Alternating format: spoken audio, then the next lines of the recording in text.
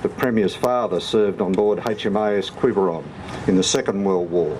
Ernest Brumby, the Premier's great uncle, was killed in the Battle of Pozieres in July 1916. Would you please make Premier Brumby welcome?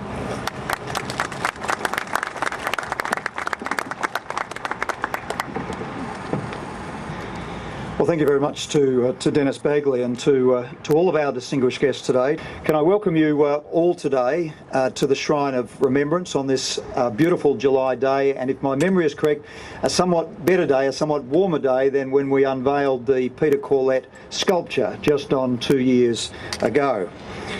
Today, of course, we commemorate the 94th anniversary of the Battle of Fromelles. And we remember the Australian soldiers who lost their lives, the many thousands who were injured on that one short day on the 19th of July 1916. And today in particular, we pay homage to the lost soldiers of Fromelles, to the 250 Australians from across our great nation who for so long have been hidden from history and denied their rightful place amongst our honoured dead.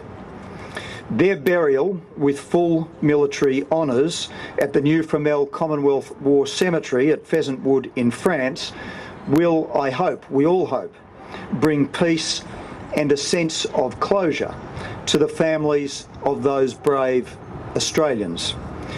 And we're honoured today to have the descendants of some of those soldiers who are with us today, and we welcome you all warmly.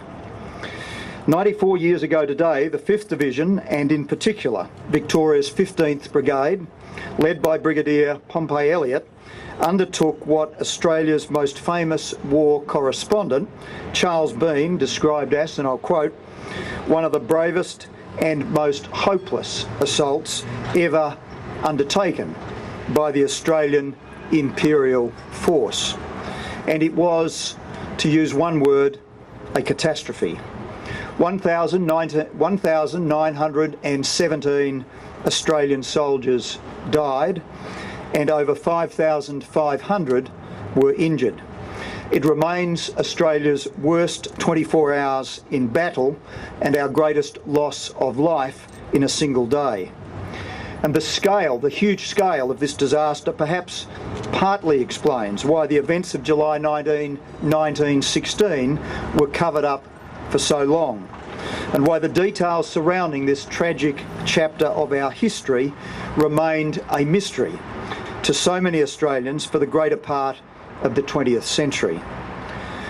But the reason we are here in part today is because, thanks to the passion and the perseverance of a number of proud Australians, all of that has changed.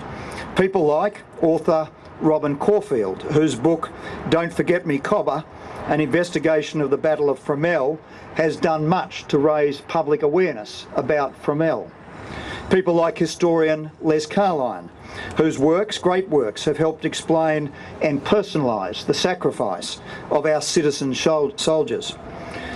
People like the Friends of the 15th, and in particular Ross McMullen and Gary Hutchinson, who've worked hard to ensure that the sacrifice of Australian troops in France is recognised. And of course, people like Lambis Englizos and Tim Whitford, whose research and single-mindedness helped to pinpoint the site of the mass graves on the edge of Pheasant Wood at Fromelles. The commemorative services being held here today and in Pheasant Wood in a few hours mark, I think in every sense, a new beginning for Australia. They will allow Australians to finally pay homage to the lost men of Fromelles. They will allow us to reflect on a difficult and a tragic chapter in our nation's history. And I think importantly, they will also allow us to elevate, in the words of Sir John Monash, the public spirit and the public sentiment. As Australia's military commander in World War I and a driving force, of course, behind this shrine, John Monash understood the importance of remembrance and the need to embrace our past in order to look to the future.